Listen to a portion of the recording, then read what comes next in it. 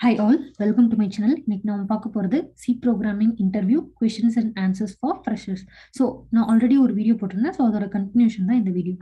So the first question என்ன அப்படின்னு பார்த்தீங்கன்னா, difference between structure and union. So நான் ஒரு எக்ஸாம்பிள் காமிக்கிறேன். ஸோ இங்கே பார்த்தீங்க அப்படின்னா ஸ்ட்ரக்சர், ஸ்ட்ரக்ட், அதோட கீவேர்ட் பார்த்தீங்கன்னா ஸ்ட்ரக்ட், தென் அதோட நேம், ஸ்ட்ரக்டோட நேம், தென் கேரக்டர் எக்ஸ் அப்படின்னு வச்சிருக்கேன், ஃப்ளோட் ஒய் அப்படின்னு வச்சிருக்கேன். ஸோ இது வந்துட்டு பார்த்தீங்கன்னா இந்த வேரியபிள், ஸ்ட்ரக்ட் வேரியபிள்.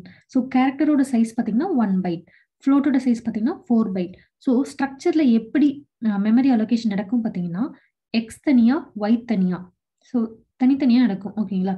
இதுவே யூனியனில் எப்படி நடக்கும்னு கேட்டிங்கன்னா, இதோட இந்த கேரக்டர் ஃப்ளோட், இதில் எது ஹையஸ்ட் பைட் அப்படின்னு பார்த்தீங்கன்னா ஃப்ளோட்டு தான் ஹையஸ்ட் பைட். ஏன்னா ஃப்ளோட் வந்து 4 பைட், கேரக்டர் 1 பைட். ஸோ அதோட யூனியனோட சைஸ் பார்த்தீங்கன்னா எந்த டேட்டா டைப்போட லார்ஜஸ்ட் சைஸோ அதுதான் வந்து அந்த யூனியனோட size. So x and y வந்து ஒரே லொகேஷன்ல தான் இருக்கும். ஓகேங்களா? ஸோ இதோட சைஸ், ஸ்ட்ரக்சரோட சைஸ் எப்படி கால்குலேட் பண்ணுவீங்க அப்படின்னு பார்த்தீங்கன்னா, எவ்வளோ டேட்டா டைப்ஸ் இருக்கோ, எவ்வளோ டேட்டா மெம்பர்ஸ் இருக்காங்களோ அவங்களோட சைஸ் எல்லாத்தையும் ஆட் பண்ணா ஸ்ட்ரக்சரோட சைஸ் வரும். இதுவே யூனியன்ல பார்த்தீங்கன்னா எது லார்ஜஸ்டோ அந்த சைஸ்க்குள்ளே, அந்த லொகேஷனுக்குள்ளே தான் எல்லாமே அலோகேட் ஆகும். ஓகேங்களா? Coming back to definition, so every member within the structure is assigned a unique memory location. நம்ம சொன்ன மாதிரி கேரக்டர் தனியா, தென் ஃப்ளோட் தனியா, இந்த மாதிரி இருக்கும். இதுவே யூனியன் பார்த்தீங்கன்னா a memory location is shared by all the data members. So இங்க பார்த்தீங்க அப்படின்னா எல்லாமே ஒரே லொகேஷனுக்குள்ள தான் இருக்கு. ஓகேங்களா? It occupies space for each and every member. So தனித்தனியாக இருக்குது. கரெக்டாக எக்ஸ் தனியாக, ஒய் தனியாக இருக்குது. பட் இதில் பார்த்தீங்கன்னா it occupies space for a member having the highest size. So first வந்து எது ஹையஸ்ட் சைஸ்? ஒய் தான் ஹையஸ்ட் சைஸ், ஃப்ளோட் ஒய் தான், அதுக்கு வந்து 4 பைட் அப்படிங்கிறதுனால அதுக்குள்ளேயே தான் மற்றதும் இருக்கும். ஓகேங்களா? எக்ஸும் வந்து அது கூடயே தான் இருக்கும், ஒரே மெமரி லொக்கேஷனில் தான் இருக்கும். The size of the structure is equal or greater than the sum of the sizes of each member.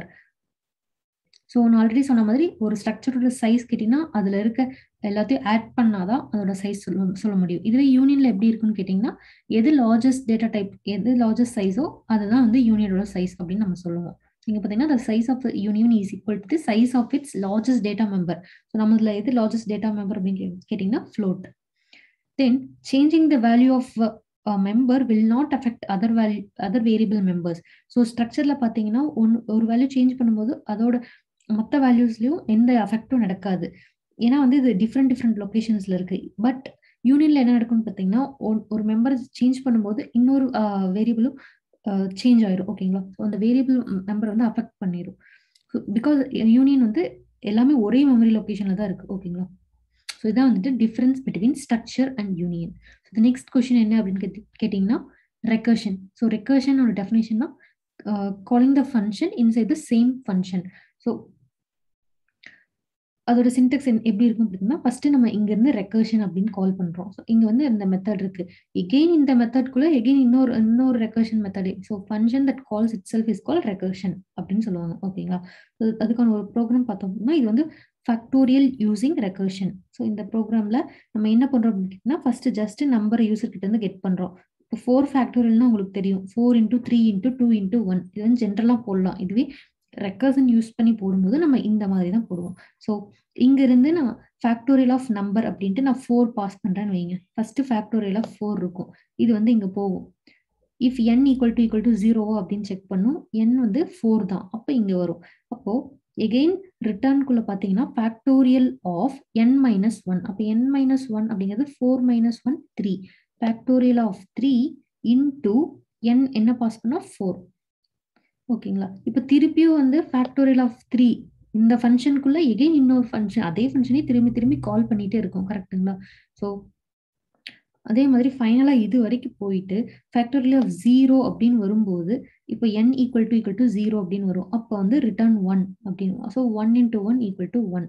So again இங்க வந்து அந்த 1 × 2 2, எகெயின் இங்க 2 × 3 6, தென் எகெயின் இங்கே 6 into 4 24. ஸோ ஃபைனல் ஆன்சர் பார்த்தீங்கன்னா 24 அப்படின்னு நமக்கு கிடைக்கும். ஸோ ஒரு ஃபங்க்ஷனுக்குள்ள இன்னொரு ஃபங்க்ஷன் அதே ஃபங்க்ஷன் வந்து எகெயின் அண்ட் எகெயின் கால் ஆகிட்டே இருக்கிறது தான் இந்த ரெக்கர்ஷன் அப்படின்னு சொல்றது. ஓகேங்களா? Next types of pointers. So இது வந்து ஜஸ்ட் டைப்ஸ் மட்டும் தெரிஞ்சு வச்சுட்டாவே போதும். ஓகேங்களா? என்னென்ன பாயிண்டர்ஸ் எல்லாம் இருக்கு அப்படின்னு கேட்டீங்கன்னா நல் pointer, void pointer, wild pointer, dangling pointer, complex pointer, near pointer, for pointer and huge pointer.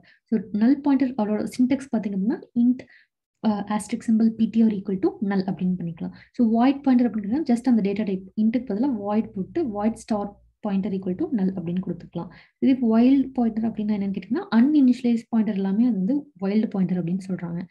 Next dangling pointer அப்படின்னு என்னன்னு கேட்டீங்கன்னா a pointer that points to a memory location that has been deleted. So மெயினாக வந்து dangling and null pointer, void pointer, wild pointer இந்த நாளும் just இது என்னன்னு பார்த்து வச்சுக்கோங்க. ரிமைனிங் எல்லாமே ஜஸ்ட் பேர் மட்டும் தெரிஞ்சா கூட போதும். ஓகேங்களா?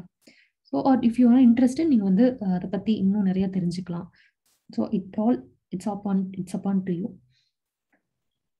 Next malloc and calloc. So இந்த ஆல்ரெடி நான் போன வீடியோவில் நான் சொல்லியிருந்தேன். ஜஸ்ட் இதை நான் ஜஸ்ட் நேம் மட்டும் மென்ஷன் பண்ணியிருந்தேன், உங்களை பார்க்க சொல்லியிருந்தேன். ஸோ malloc, calloc அப்படின்னா என்னன்னு கேட்டிங்கன்னா இது வந்து டைனமிக் மெமரி அலோகேஷன் கீழே வரும். ஸோ அப்படின்னா என்னன்னு கேட்டிங்கன்னா the process of allocating memory at run time. So அதில் என்னென்னலாம் இருக்குன்னு கேட்டிங்கன்னா malloc, calloc, free and realloc. So malloc அப்படின்னா என்னன்னு கேட்டிங்கன்னா ஸோ அப்படிங்கிறது மெமரி, allocங்கிறது allocation. So it allocates single block of memory. ஓகேங்களா? then it initializes the allocated memory with the garbage value. So initialize first time வந்து எப்படி initialise பண்ண அப்படிங்கிறது கார்பேஜ் வேல்யூட தான் இனிஷியலைஸ் பண்ணும். ஓகேங்களா? இதுவே calloc அப்படிங்கும்போது அப்படிங்கிறது கண்டினியூஸ் அலோகேஷன். ஓகேங்களா? இதுவே malloc single block of memory தான் அலோகேட் பண்ணும் அப்படின்னு சொல்லியிருந்தோம். இதுவே calloc அப்படிங்கும்போது multiple blocks of memory allocate பண்ணும். ஓகேங்களா? ஸோ இங்க சின்டெக்ஸ் பார்த்தீங்கன்னா நம்ம வந்து இங்க வந்து எண்ல வந்து கொடுத்துடலாம். ஸோ எவ்வளோ வேணுமோ அவ்வளோ நம்பர் ஆஃப் அப்படின்னு நம்ம கொடுத்துடலாம். ஓகேங்களா? It initializes allocated memory with 0. So initialize பண்ணும்போது அது வந்து 0ல தான் இனிஷியலைஸ் ஆகிருக்கும். ஓகேங்களா? இது வந்து கார்பேஜ் வேல்யூவாக இருக்கும், இது வந்து 0ல இருக்கும். ஸோ இங்கே வந்து ஜஸ்ட் நம்ம சிங்கிள் பேராமீட்டர் தான் இருக்கு, n into size of int அப்படின்னு தான் இருக்கு. பட் இங்கே வந்து n, சைஸ் ஆஃப் இன்ட் அப்படின்னு நம்ம சொல்லியிருக்கோம். ஸோ 2 பேராமீட்டர் calocல இருக்கு. ஓகேங்களா? ஸோ ஒன்லி டிஃபரன்ஸ் இது வந்து சிங்கிள் பிளாக் ஆஃப் மெமரி, இது வந்து மல்டிபிள் பிளாக்ஸ் ஆஃப் மெமரி. ஓகேங்களா? Next static variable. So static variable அப்படின்னு கேட்டிங்கன்னா it can be initialized only once. So the compiler persist with the variable till the end of the program. So நான் வந்து first example சொல்கிறேன், அப்போ தான் உங்களுக்கு ஈஸியாக புரியும். ஸோ இங்கே பார்த்தீங்க அப்படின்னா ஃபர்ஸ்ட் மெயின் ஃபங்க்ஷன்லேருந்து நான் இங்கே ஃபங்க்ஷன் அப்படிங்கிற ஒரு மெத்தட் கால் பண்ணுறேன். அப்போ இது இங்கே போகும். தென் int count equal to 0 அப்படின்னு வேரியபிள் இனிஷியலைஸ் பண்ணியிருக்கேன். தென் இன்க்ரிமெண்ட் பண்ணுறேன். ஸோ இன்க்ரிமெண்ட் பண்ண அப்படின்னா எனக்கு 1 அப்படின்னு வரும். ஸோ ரிட்டர்ன் பண்ணுறேன். எகெயின் இந்த ஃபங்க்ஷனில் போயிட்டு பிரிண்ட் ஆயிரும், 1 அப்படின்னு பிரிண்ட் ஆகும். கரெக்டுங்களா? நெக்ஸ்ட் எகெயின் இன்னொரு பிரிண்ட் ஆஃப்லையும் அதே ஃபங்க்ஷனை கால் பண்ணுறேன். தென் திரும்பியும் இந்த ஃபங்க்ஷன் போகும். அப்போ இங்கே பார்த்தீங்கன்னா எகெயின் வேரியபிள் இனிஷியலைஸ் ஆயிருக்கு. ஸோ கவுண்ட் ஈக்குவல் டு 0ன்னு ஆயிரும். ஃபர்ஸ்ட் நான் கவுண்ட் 1 இருந்துச்சு, இப்போ வந்து திருப்பியும் கவுண்ட் 0 அப்படின்னு பண்ணா அந்த 0 ஆயிக்கும். எகெயின் கவுண்ட் ப்ளஸ் அப்படின்னு சொல்கிறோம். அப்போ வந்து எகெயின் 1 அப்படின்னு போய் ரிட்டர்ன் கொடுக்குறோம். தென் இங்கே வந்துட்டு 1 அப்படின்னு பிரிண்ட் ஆகும். கரெக்டுங்களா? இன்கேஸ் இதுவே இது ஸ்டாட்டிக்காக இருந்துச்சு அப்படின்னா என்ன நடக்கும் அப்படின்னு கேட்டிங்கன்னா ஸோ ஃபர்ஸ்ட் டைம் பிரிண்ட் ஃபங்க்ஷனில் வருது. ஸோ இங்கே இந்த ஃபங்க்ஷனுக்கு வரும்போது static int equal to 0 variable initialize பண்ணியிருக்கோம். தென் கவுண்ட் இன்க்ரிமெண்ட் ஆகும். தென் 1 வந்து பிரிண்ட் பண்ணியிருக்கோம், இங்கே பிரிண்ட் பண்ணுறோம். ஓகேங்களா?